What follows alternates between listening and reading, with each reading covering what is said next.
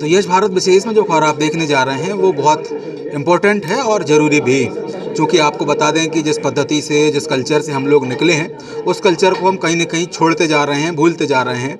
और आज भोपाल में उस कल्चर को दोबारा से रिपीट करने की ओर आप पब्लिक को आग्रह कर रहे हैं, और ये ज़रूरी भी है, क्योंकि वो दौर एक अलग दौर था और आज के दौर में जिसमें हम चल रहे हैं वो एक अलग दौर है। लेकिन फिर भी हम जो चीज़ खो रहे हैं वो महत्वपूर्ण है, और उन्हें हम आजकल म्यूजियम्स में देख रहे हैं। तो हमारे भारत का ट्रेडिशन और आने वाला कल्चर, इन दोनों में सर कैसे इनको कॉमन किया जाएगा?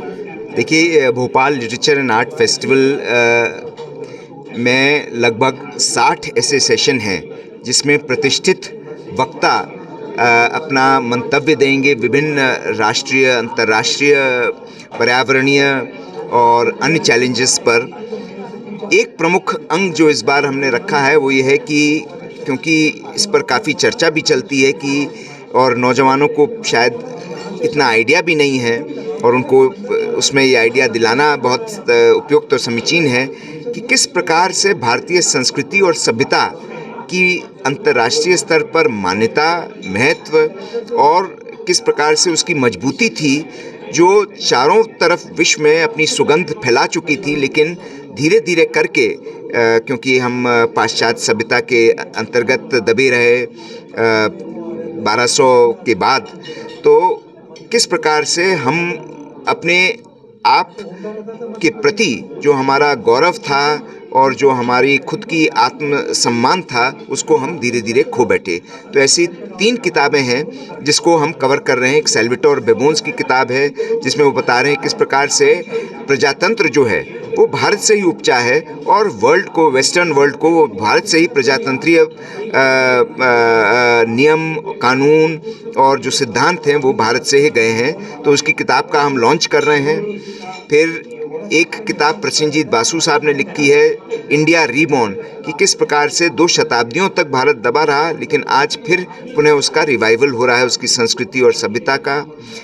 विलियम डैलिरम्पल साहब ने किताब लिखी है द गोल्डन रोड, जिसमें वो बता रहे हैं किस प्रकार से भारतीय सोच और भारतीय सभ्यता और भारतीय संस्कृति ने दुनिया भर में अपनी छाप छोड़ी थी, लेकिन विडंबना है कि वो पिछले 800 वर्ष से वो भारतवर्ष दबा रहा, लेकिन आज भी उसकी गूंज है, आज भी उसके ट्रेसेस चारों तरफ हैं। और इसलिए ये सब हमको बताते हैं कि हमको अपने आप में आत्मसम्मान को जारी रखना है, हमको पढ़ने लिखने की हमें वो होनी चाहिए एबिलिटी, और नवयुवकों को आगे इस सब से प्रेरणा लेकर तरक्की करने के लिए कोशिश और प्रयास उनको अवश्य करने चाहिए। भोपाल लिटरेचर फेस्टिवल का प्रमुख उद्देश्य यही है कि लोग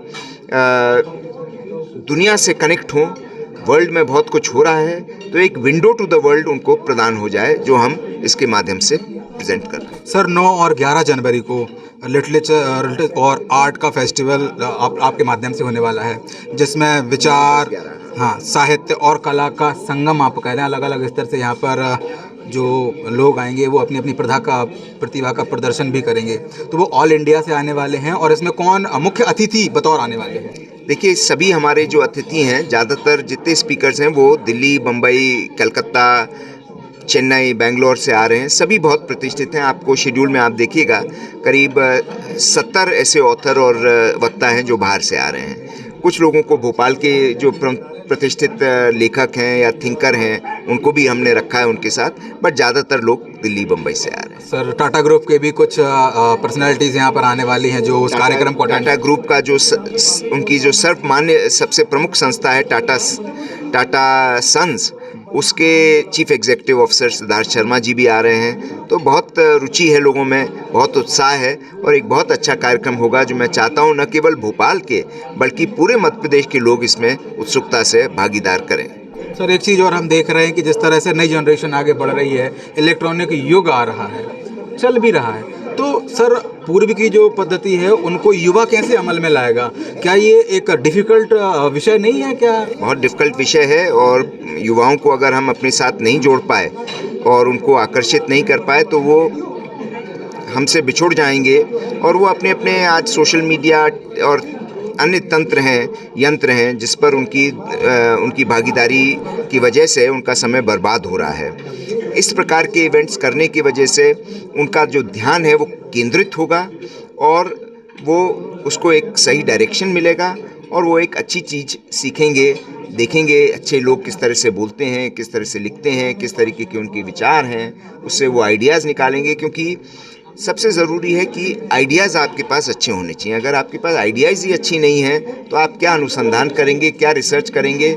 और आइडियाज़ अच्छे हैं तो आप अनुसंधान भी अच्छा करेंगे, शोध भी अच्छा करेंगे और उससे कुछ ना कुछ आपको तार ऐसे मिल जाएंगे जो आप उसको या तो कमर्शलाइज़ कर सकेंगे या कोई और तरक्की के रास्ते पर आप जा सकेंगे। युवाओं के लिए कुछ ऐसा विचार जो आप बताना चाहें जो अभी तक आपने न बताया हो?